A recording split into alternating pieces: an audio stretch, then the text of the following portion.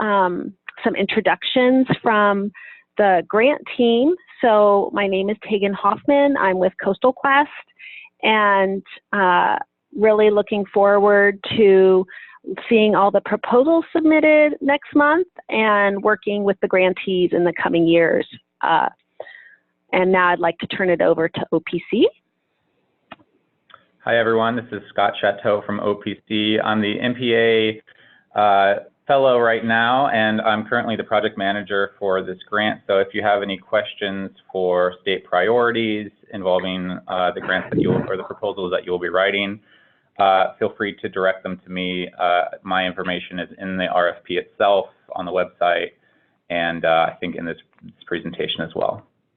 Hi everybody, my name is Tova Handelman. I'm the MPA program manager at the Ocean Protection Council, and I just want to say thank you to everyone for taking time today to learn about our small grants program. Very excited to see what kinds of proposals you guys come up with.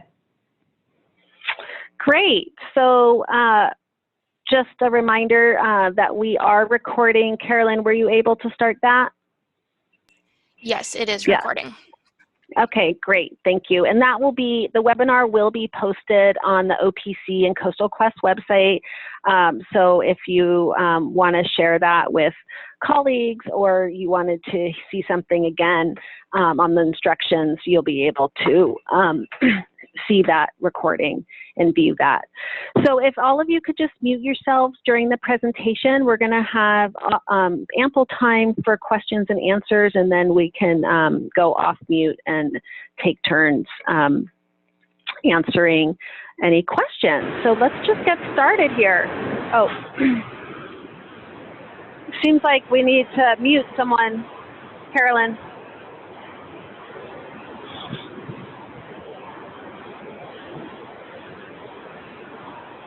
Hello? Sorry, I'm trying to mute and it's not working.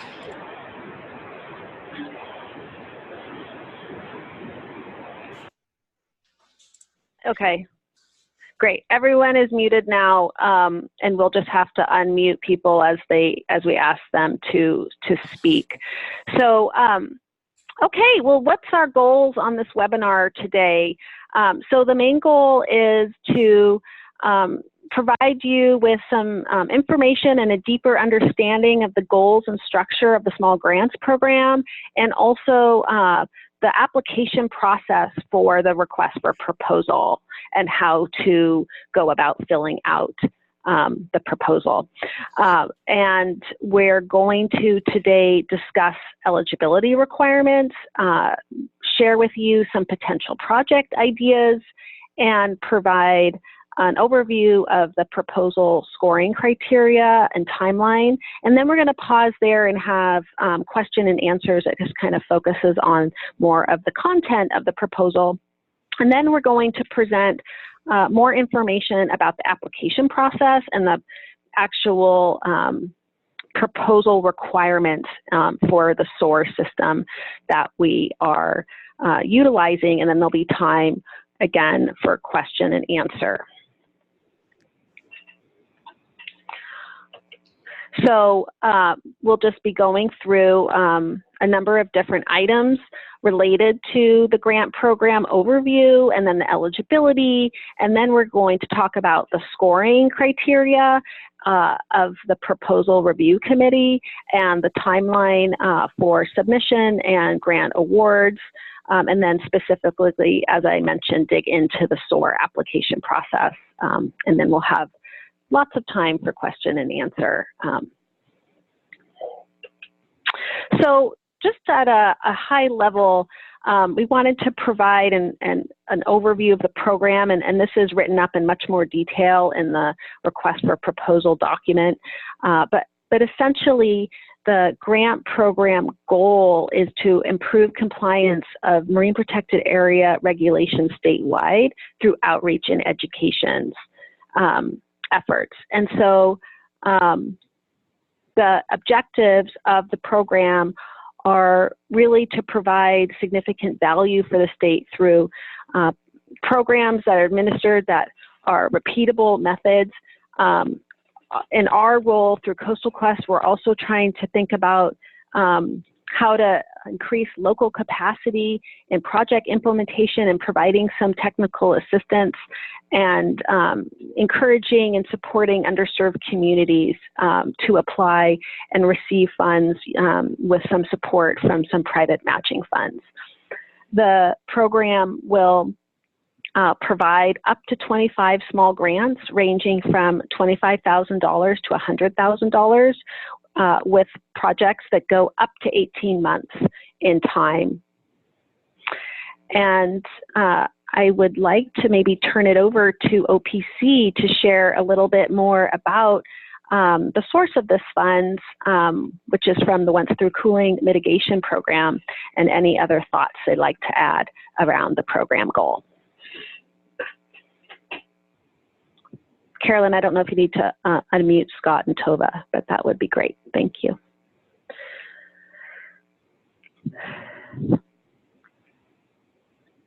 Hi, Tegan. Can you repeat that real fast? If you would like to add anything to the program overview and goal, and specifically, you know, with the source of funds from the Once Through Cooling Interim Mitigation Program.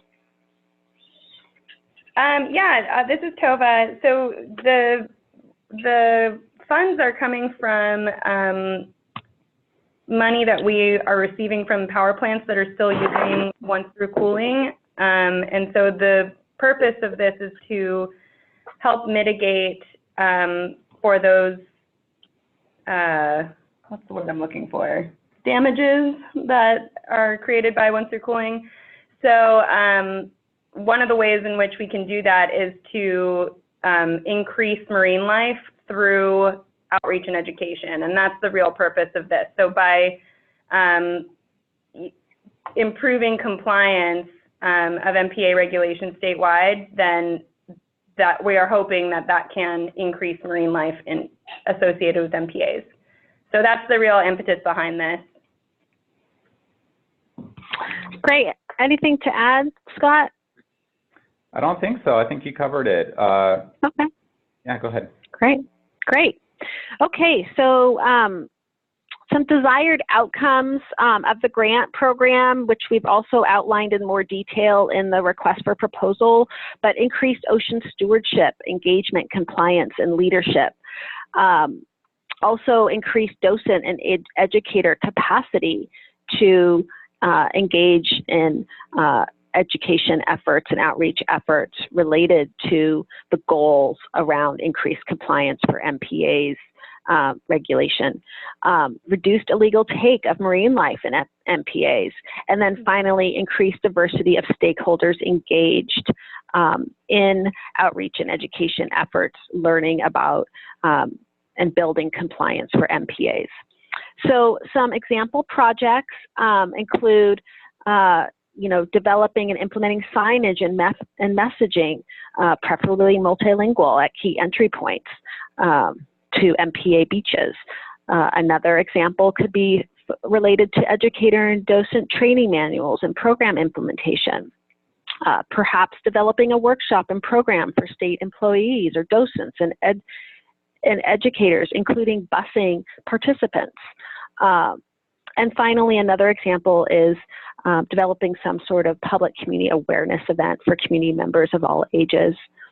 So these are just some examples. It doesn't necessarily mean that they will be automatically funded, but some examples for you to consider.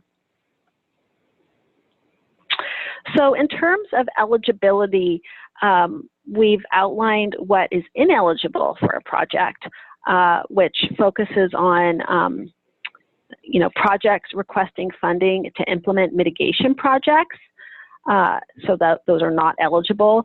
Projects focused only on planning, only on funding personnel or purchasing equipment, and also costs associated with environmental permitting are not eligible either.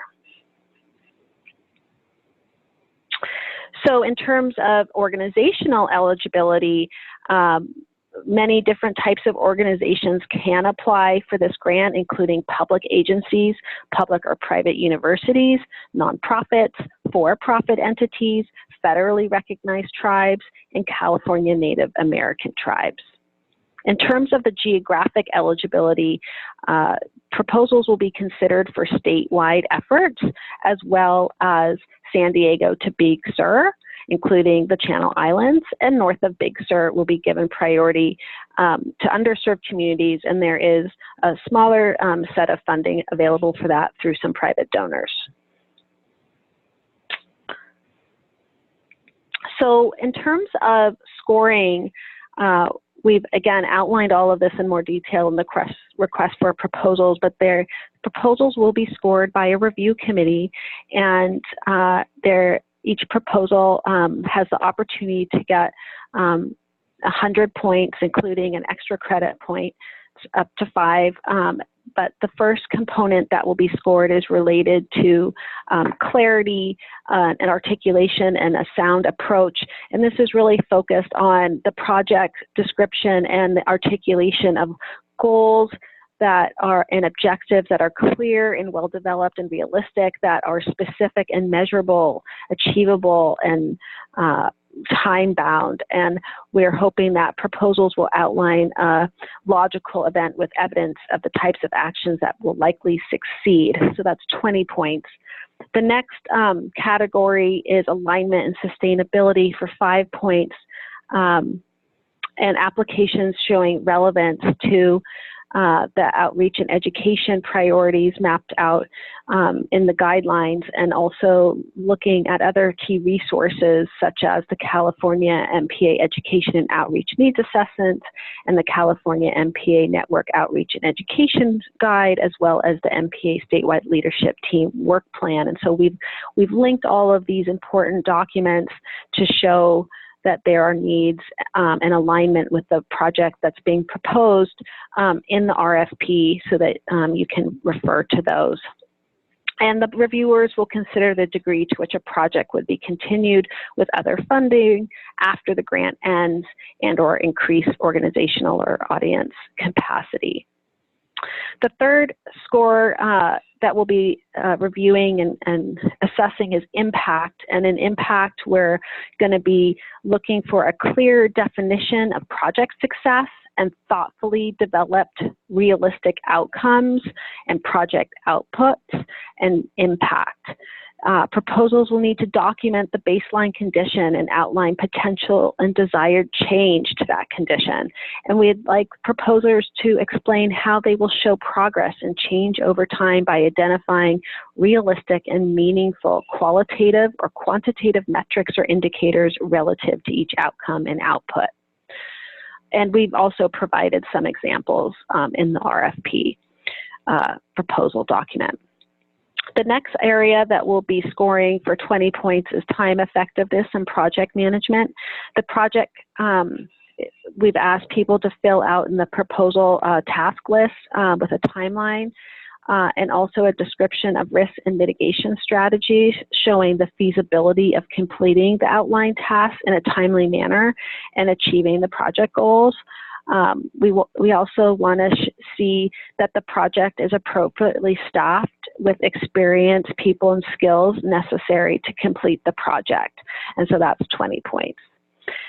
The next category is interactive opportunities, which is basically a section where we're asking applicants to clearly define partnerships engaged in the proposed project. Project description should also outline and identify actions to communicate outreach and education efforts, as well as progress and results with the broader community, such as a press release or creation of a blog. The next category is cost effectiveness, where we're asking for proposers to create a budget that is appropriate for the project described. Then the next category is completeness, which is just kind of a give me 5 points if your application is complete. And then the next extra credit is scalability, which for 5 extra points, if you can describe how likely it is to cause ripples by providing tools or knowledge to others in the broader community, advancing the field of MPA outreach and education, in new areas or building collaborations with other entities. So our timeline is, well, the RFP was released last Friday. Proposals are due January 27th at 5 p.m. Pacific time. Grant awards will be announced on April 1st. We hope to have all of the projects that have been awarded with grant agreements and starting implementation June 1st, and then completion of those grants by December 1st, 2021. So I'm going to pause here and see if anybody has any questions for us at this time. Can I pop in for a second, Tegan? Yeah. I just wanted to say that, I don't want the funding source or any of the documents that we linked here to really kind of scare people away. I think what we're looking for in projects or proposals for this are, creative ideas, something that you think can actually help increase compliance, and it'll be your job to kind of make that argument on how it can increase compliance. But we're really looking for some creative, cool ideas here. So I don't want you to think that if your idea might be a little far-fetched, that you're ineligible to put in a proposal. I think we're actually encouraging that as long as you can make the argument that it will help increase compliance. So I think focus less on the requirements of the funding source itself, but be willing to jump in with a cool idea, because those are the kind of things that we're really looking for. Great, thanks. Anything else to add, Tova? Nope, that's all. Okay, great. Okay, does anybody have any questions related to the purpose of the grant, the kind of the focus of the grant program, the scoring, anything? If so, please raise your hand and I will call on you in the Zoom system. Anybody? Questions? Wow. And if you have specific follow-up questions about your particular project, you can email Scott or myself with those questions. Okay, Vicki. Hello. I guess I have a question about the geographic range. It was quite open from statewide all the way down to, when I was looking at the RFP, it said to list the counties or cities. So I was wondering if you could provide maybe a little bit more guidance, and if it really matters. We have a lot of programs that are both statewide as well as regionally specific. And what I'm thinking, at least, is that some of it are ideas will apply to do statewide, while others will be more regionally specific, and we'll just identify which is which in our proposal. But any additional feedback you have on that would be great. Yeah, this is Scott. I think that's totally the way to go.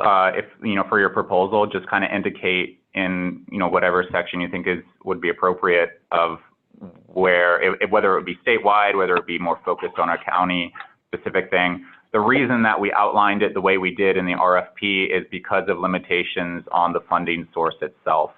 So OTC projects need to be done in the geographic region of the facilities that are using OTC, of the impact region, or statewide. So that's why we kind of limit it from what is San Diego to Big Sur in addition to statewide projects. But we also have additional funding from other donors to fund projects north of Big Sur. So kind of it's really an open pot, but we did need to specify in the RFP because of the funding source itself.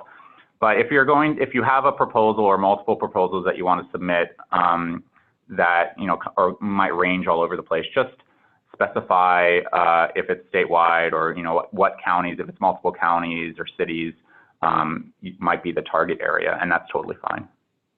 Okay, thank you very much. Just to add to that, there's a couple group questions on the chat, which it would be great if we could just keep it to, raise your hands for questions so we can make sure everyone gets them. But someone asked, regarding the geographic area, when you say Northern California, is that just north of Lucia, or does it include all of Northern California? It includes all of Northern California, so it's everything north of Big Sur up to the coast of Oregon.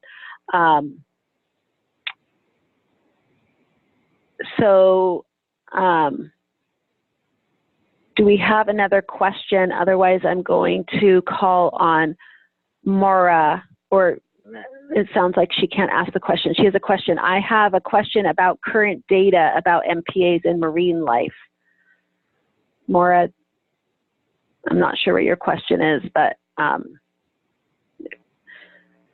we'll just have to maybe follow up and you can ask that later. Okay, so next we have Julio. Yes, can you hear me? Yes.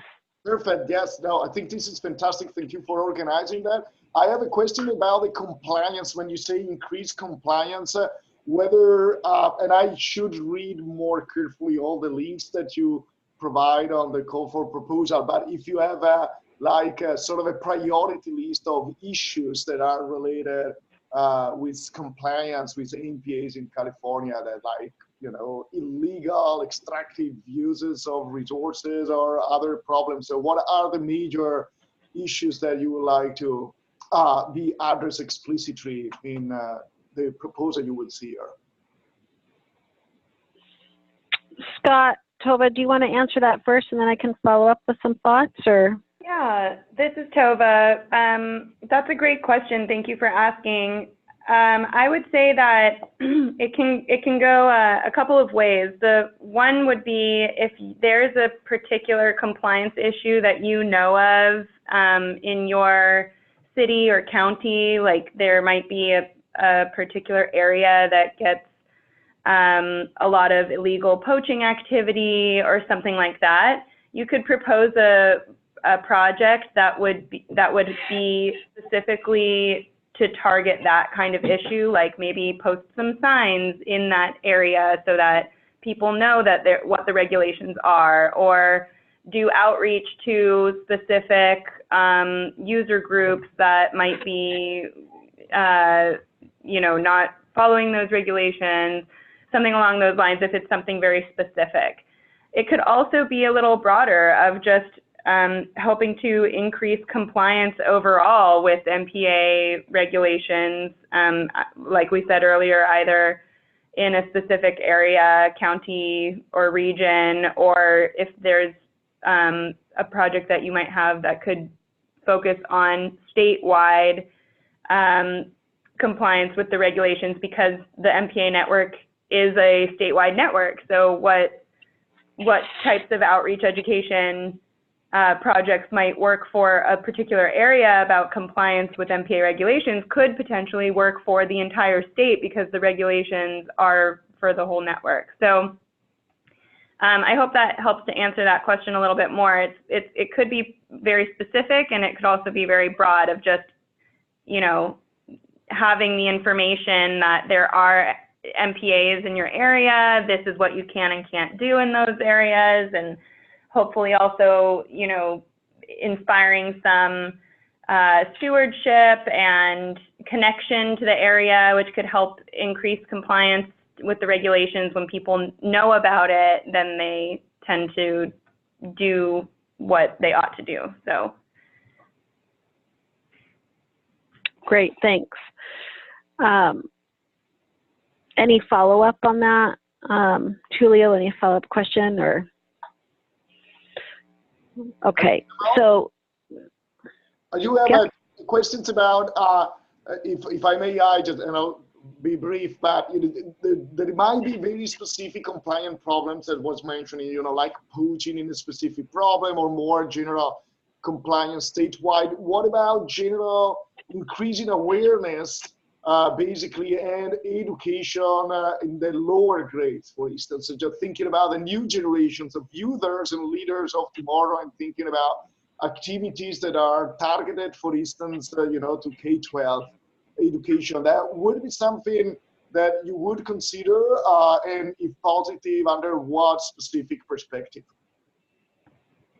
Yeah, that's a great follow-up question. We definitely would support projects it doesn't have to be to adults, outreach and education to adults. It could also be to school children. We already support several projects that include K through 12 education, because the MPA regulations are not age specific. You know, children could be on a beach or a tide pool or out fishing with their parents, and do some kind of extractive behavior that either knowingly or unknowingly does not comply with the regulations. So, you know, the enforcement of that, based on the fact that they're minors, that's not what this is about. It's more about the education and outreach of that to all user groups. And K through 12, certainly, you know, there's a lot to be said about children teaching their parents the things that they learn in school or on field trips. And there's also a lot to be said about, like you mentioned, inspiring a new generation to know how to behave accordingly in the MPA network and in specific MPAs in their region. Okay, great. So we have a question from Jeff, who asked, do projects need to be MPA specific, or could funds be used to raise awareness of areas of special biological significance, which I believe are identified through the state water boards? Tova, Scott, do you want to respond to that? Yeah, so the RFP calls for projects that increase compliance with MPA regulations. If that needs to be the overall main goal of the project, if there's additional outreach and education that is incorporated within that, for example, part of the learning or part of the lesson is about what ASBSs are, that's great. If also, or you know, other topics, if part of the lesson is about watershed health or about marine biology or something along those lines, because those are the, you know, founding important concepts to understand MPAs, then that's also fine. It's really up to you to make the proposal clearly indicate how those topics will help the overall project to increase compliance with MPA regulations. So I guess to be a little more specific, if the project is just about ASBSs, that's not going to cut it, I think. But if there's part of it that's about ASBSs, then that's fine. Okay, great. Thank you. Okay, so we have another question from the chat about accessing reports about the current state of marine life. So being able to see a baseline, since one of the outcomes that is being requested is to show increase in marine life. So they're wondering how they can show those numbers. So do you want to respond to that? Yeah. These are all great questions. Thank you, everybody, for thinking so thoughtfully about it. But so I would say that it is not a requirement to show an actual increase in numbers for this proposal. That is something that it will take a long time to do, and the state is funding other research projects and analyzing data to determine an increase in marine life. But the purpose of these projects is to work toward that, but not to prove that that has occurred by the end of the project. So you could outline what you're hoping to change in time, and demonstrate that and show the data that highlights that, and then over time that could be looked at, but probably beyond the life of this 18-month project. Yes, exactly. And I would say that, you know, in addition to writing what you hope will occur, it's important in your proposal to give sound reasoning as to why that will occur. It's one thing to say, we hope that this will increase, you know, marine life. It's another thing to say, by doing this project, you know, people will understand this and therefore address that issue that is currently happening, or whatever. I'm not trying to make up words for your proposal, but yeah, you need to make a sound reasoning as to why this project will improve compliance with the regulations, because we know that when the regulations are, you know, when the public are complying with the regulations, then the network is functioning as it is designed to, and then marine life should increase. So the data on that are still being collected, still being analyzed. That's not your responsibility as the grantee to prove that that will happen, but rather how it could happen through your project. Great, thank you, Tova. So we have a question where someone asked us just to put the slide up again of the ineligible project. So I just highlighted that again. And anyone else have a question? Otherwise, we will move on to talk about the actual process of the application on SOAR. Any other questions? All right. Okay, well, let's move on then. Thank you, everyone, for your great questions. If you could go on mute again, that would be great. And then we'll open it up again for questions. Okay, so we are using the SOAR system that is the online application system for proposals from the California Natural Resource Agency, and proposals need to be submitted through SOAR by January 27th at 5 p.m. And SOAR is an internet-based system. It's available 24 hours a day, 7 days a week. There's some recommendations on the sort of computer and internet web browser that you use so that you have the most success with it, which is recommended to use a PC and Internet Explorer 6.0 or higher.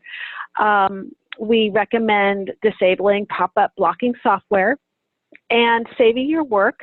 The system will time out after 60 minutes of activity, so it's important that you save as you go. So for the actual application, there are a number of steps to go through. So first, step one is to carefully review the RFP and the once through cooling program award guidelines document. And then we recommend that you respond to the questions online in SOAR. So all the questions that are in the RFP, you need to answer them on the SOAR online application, which can, the examples of those questions are also provided in the RFP PDF document that you can find online. So you need to respond to all the questions in SOAR. Then you need to download a couple of templates from the SOAR website, specifically a task list and timeline and the budget, and fill those out and complete them, and then upload them as attachments in the SOAR online system using the electronic filing name convention provided by the application checklist. You'll also need to print at that time your full application and sign it, and then upload that as well. And then upload any other supplemental information as attachments on SOAR. And so we have provided an application checklist on the program webpage to ensure completion of all the components, so you can look at that and make sure that you're covering everything. Okay, so this is what the SOAR online system looks like. We've done created some images for you of the system so that you can take a look and see how it goes. So first, you're going to see, you're going to create a login, you're going to go to the main menu, and you're going to start a new application, okay?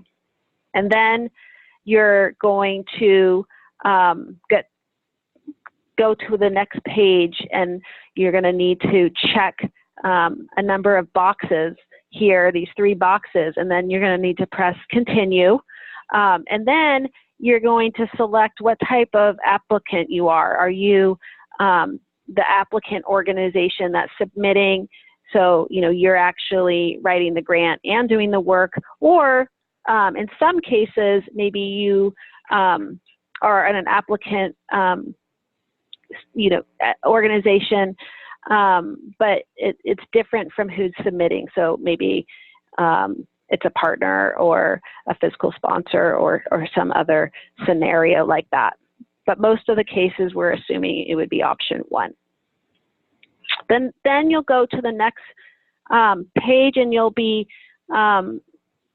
see this item that says active RFPs, and you're going to click on the Marine Protected Areas Outreach and Education Small Grants Program.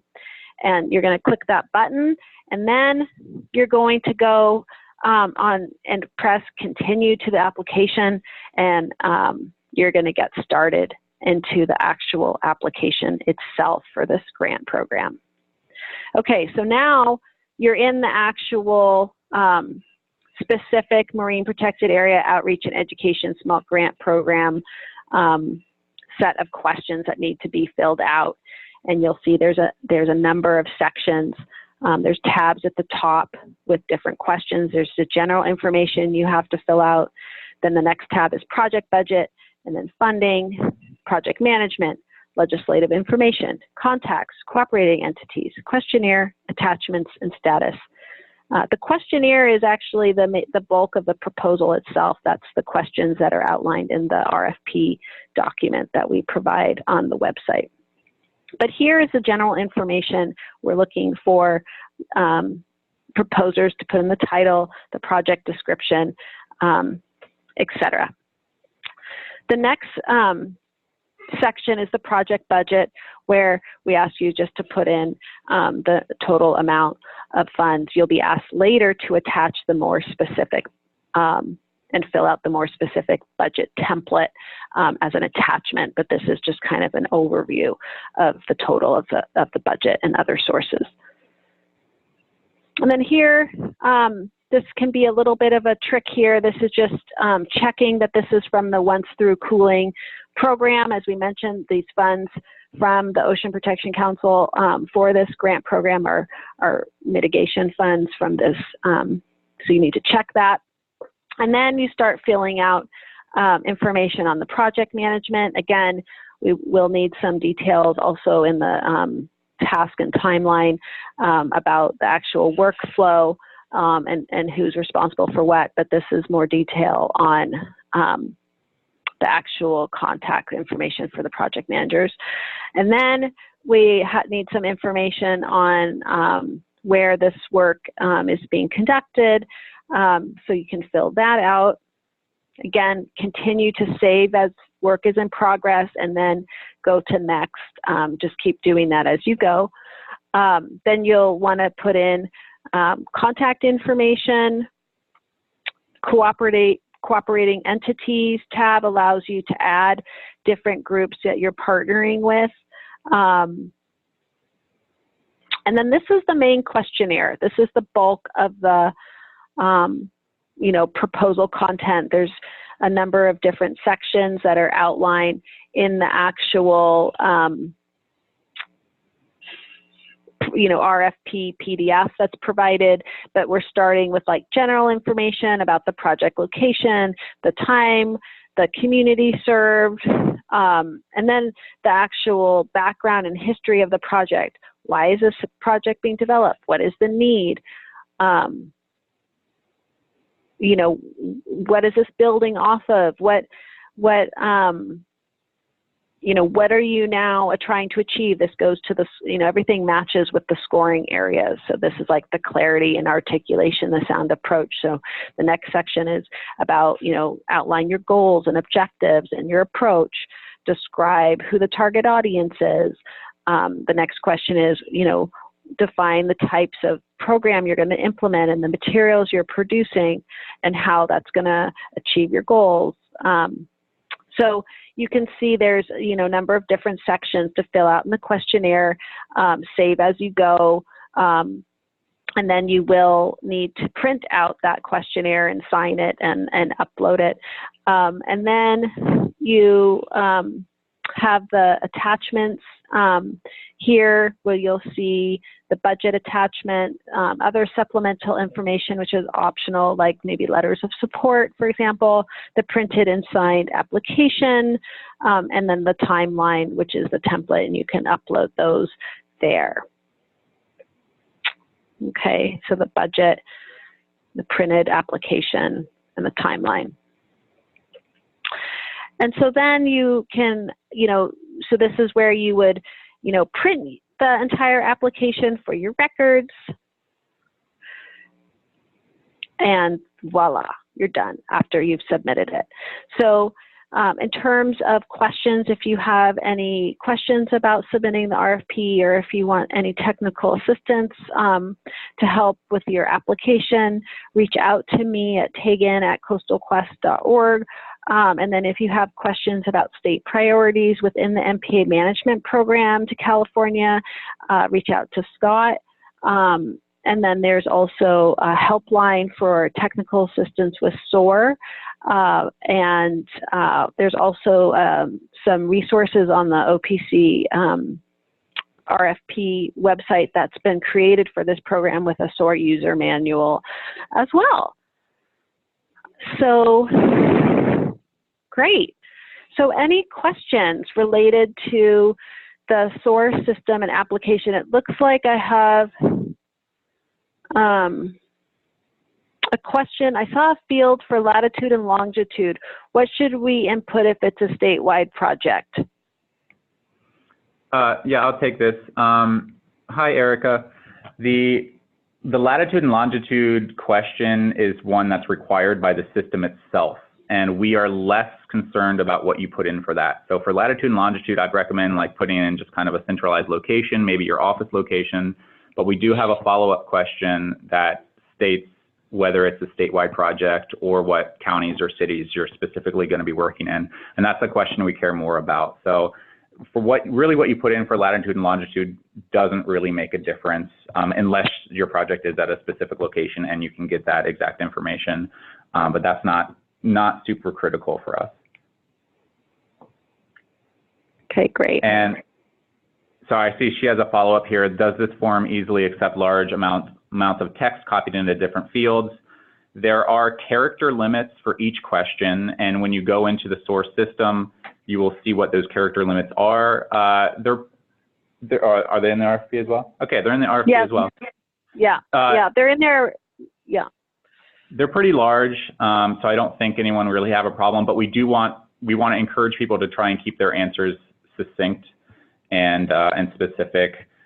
But I don't think you'll have any problem copying text into the text boxes. There might be some reformatting, like if you use bullets or something, the bullets might be reformatted, so you might have to play around with it a little bit in the source system. But I would actually recommend filling out your answers on a regular Word document and then copying them into the source system itself.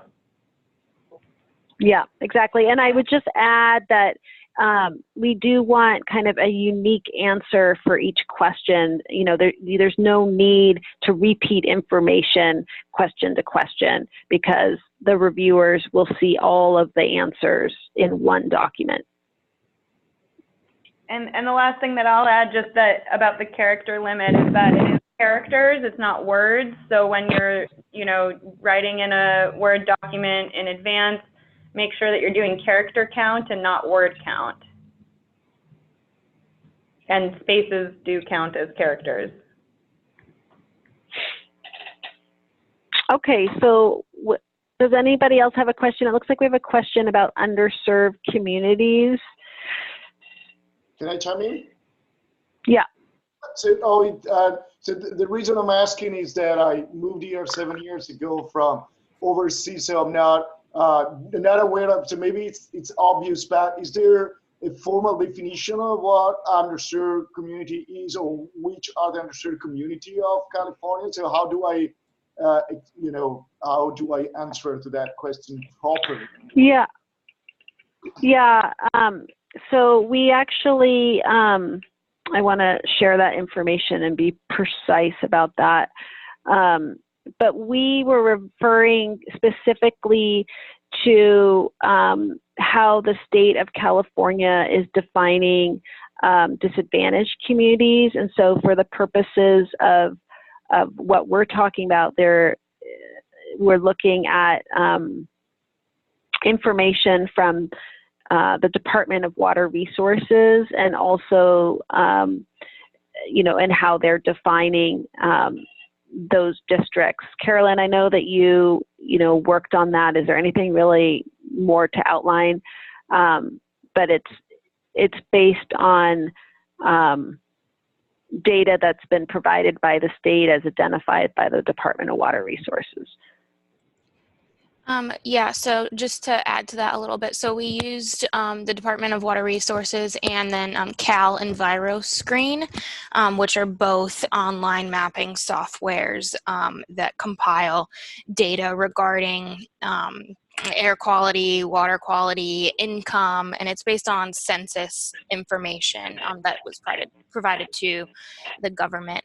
There's more information about how that was actually calculated in the RFP itself as a footnote, and I believe that also contains links to those two mapping softwares that we used. Yeah, so I think essentially you just have to see if your community is part of that area as defined by the Department of Water Resources in a state kind of disadvantaged community, and that's it. And there's, there's disadvantaged communities, underserved communities, like in every county. So, it's just identifying and targeting those people. And I'm happy to answer questions more specifically to your particular community if you have questions. Perfect. Thank you very much. I'm looking forward. What about, if I may chime in, as the native, your tribe, the Native American community? Yeah.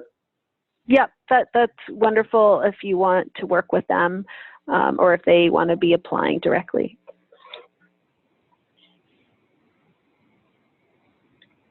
Any other questions?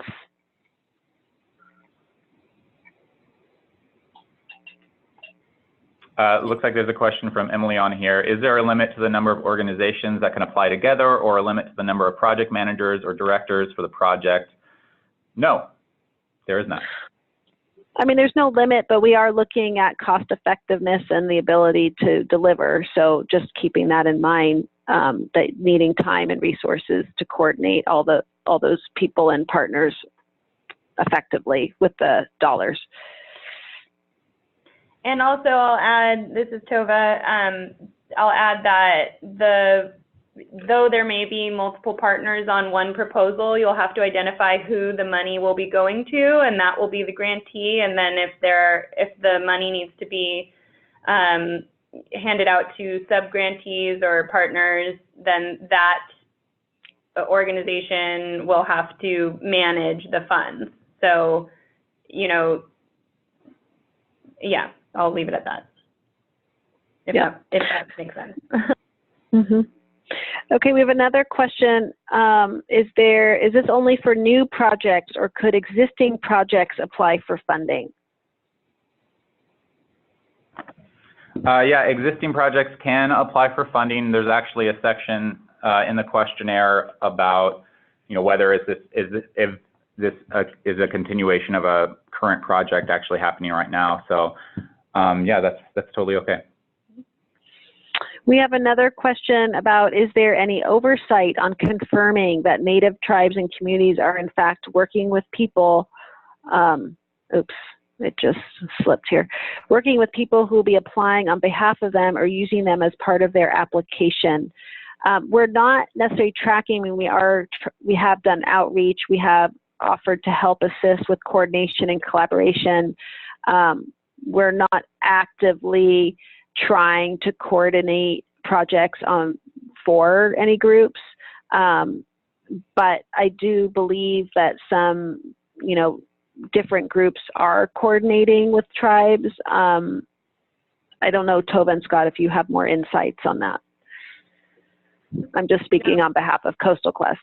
Yeah, no, that sounds right. I mean, I think the question was, I think you answered the question. I hope so. Yeah. If that question hasn't been answered, then, please feel free to write again. But yeah, I feel like that was addressed. Okay, so the next question is about having a specific question about project director, manager, financial manager, legal rep, PI.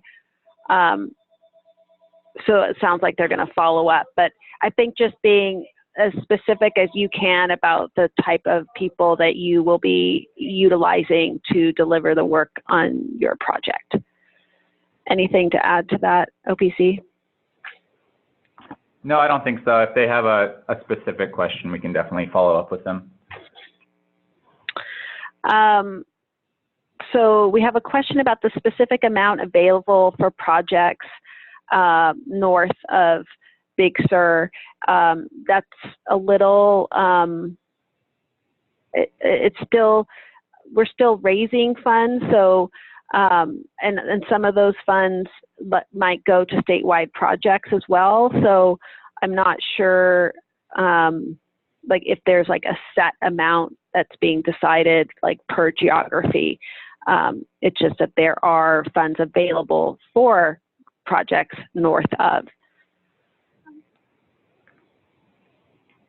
OPC, do you want to add anything to that?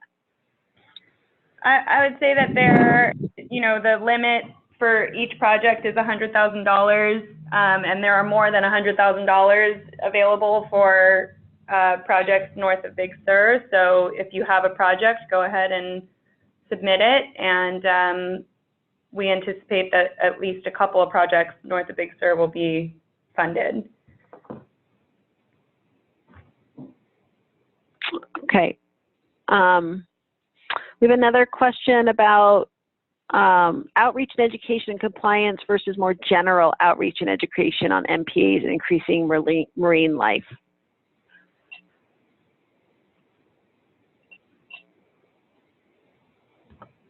I think if I'm understanding that correctly, that means just general, outreach and education about the MPA network as compared to the regulations themselves. If that is the case, I think that is certainly education about the MPA network is important and necessary, but part of education about the MPA network is how to comply with the regulations and what those regulations are. So I think that a project that ignores the actual regulations and just talks about, MPAs are protected areas, I think that it's really important to have a well-rounded lesson or event or whatever the project might be for that includes what MPAs are and what you can and cannot do inside of MPAs and how to instill, interest and pride and, all kinds of other goals that you might have for your project. But the main, a main issue that comes up with MPAs are what can you do and can't do inside the MPA. That is not the only thing that it needs to focus on. You can also focus on what types of animals live inside MPAs, or what non-consumptive activities can occur within MPAs. Those kinds of things can also be included. I hope I've answered that question. I'll just add that increasing compliance with MPA regulations through various outreach and education methods is really the goal here. That's kind of like the main point. But it's also, you know, up to you. If you think you have a project that can contribute to that and is valuable in that way, you know, it's up to you to kind of explain that and make that argument clear when you're writing the RFP. But a major part of that is actually increasing compliance with MPA regulations. So if you can do that or combine that into a project that you're already thinking of that's kind of more generalized MPA education, feel free to put that in and just kind of really focus on making that argument strong on how it accomplishes that. I mean, it's this main goal of the RFP. So there's a question about reaching out to Native tribes and communities who are applying or who might apply on behalf. And the support for drafting proposals or technical support from Coastal Quest to underserved communities is really responding to requests. We're not proactively, you know, asking groups or coordinating groups to apply. It's more responding to requests, responding for support to coordinate across the state and across different types of communities. And so we will respond to those who request it. We were given some lists by the state, and we created some lists for broad outreach to share the RFP.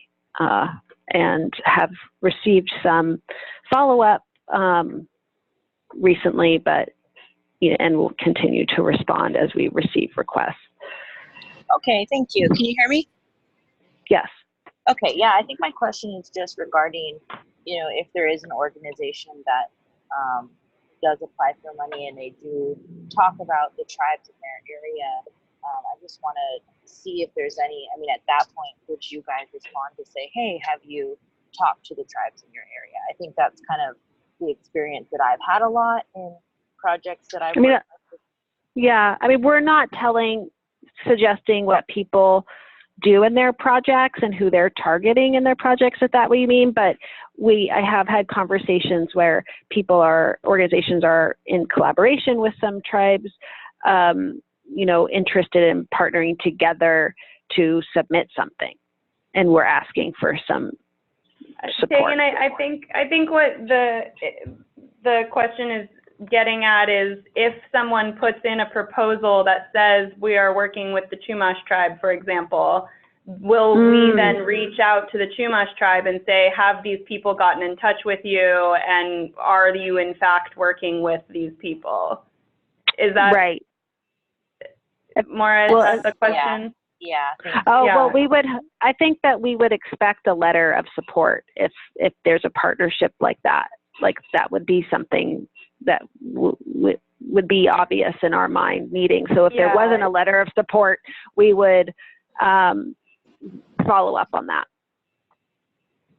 Yeah, I would say the same is true for any organization that is listed or entity that is listed as a partner organization. It only strengthens your proposal if you have letters of support included from those organizations or entities. So yes, if a proposal comes in that says we will be working, again, I'll use Chumash just as an example, we'll be working with the Chumash tribe on this, this, and this, then, you know, if the Chumash tribe is not, or a representative from the Chumash tribe is not the applicant themselves, then we would expect that the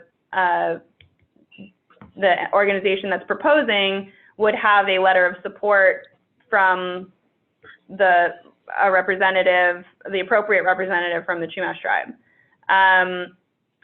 Same is true if you know, Heal the Bay says we will be working with Surfrider, then we would expect that to make their application stronger, they would include a letter of support from Surfrider saying we are in support of this project and look forward to working with Heal the Bay. I'm just using people as examples. This is not a you know, predetermined outcome.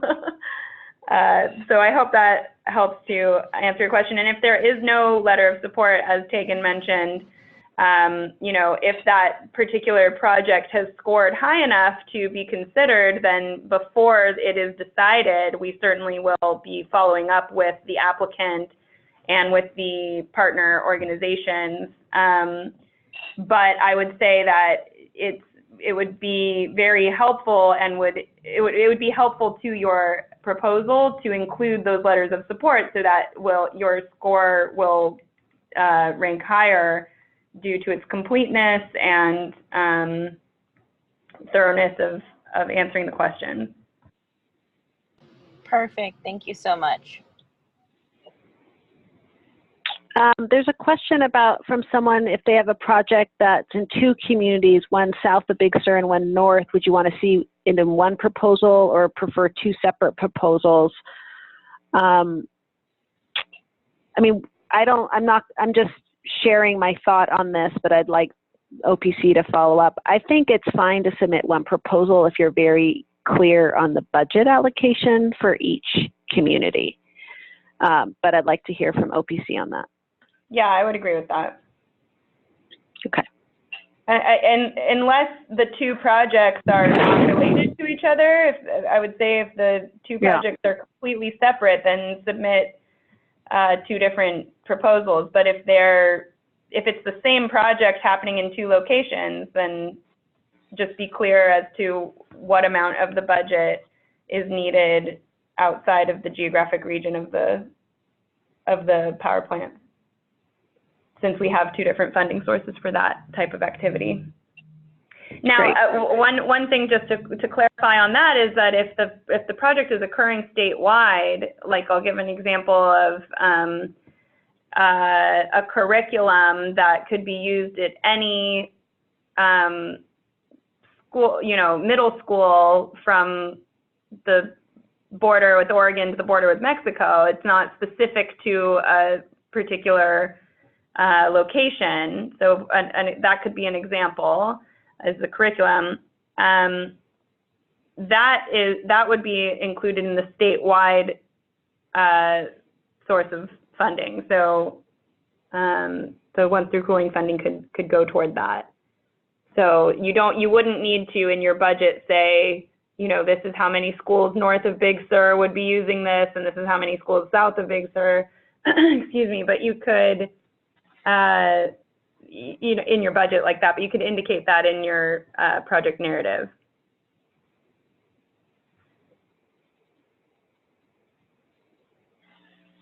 Great. Okay, well, do we have any other questions? Looks like we've had some really good questions. Thank you, everyone, for your thoughtfulness, and thank you, OPC, for sharing all your insights. If there's not any more questions, I think we can end early, and people can follow up with specific questions to Scott or I'll put that contact information up again, and be in touch with us. We will be posting the webinar on the website, and we will be hosting another webinar January 14th in the evening. So thank you so much for your participation. Again, thank you, Ocean Protection Council, Scott and Tova, and all of you for taking time out of your morning to learn more about this opportunity. Yeah, thanks everyone. Thanks for joining. Appreciate it. Thank you. Thank you, Coastal Quest, for helping to administer these funds. This is a great collaboration, and we look forward to seeing what comes from it. Yes, we're very excited. Thank you. Bye. Bye.